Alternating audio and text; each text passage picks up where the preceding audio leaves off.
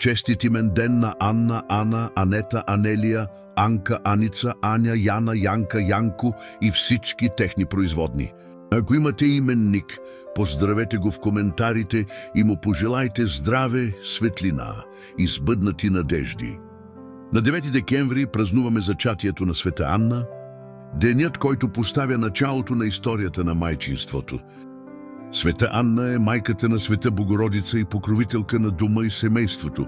По старите обичаи жените не перат, не тъкат и не предат, за да не се пресече благословението.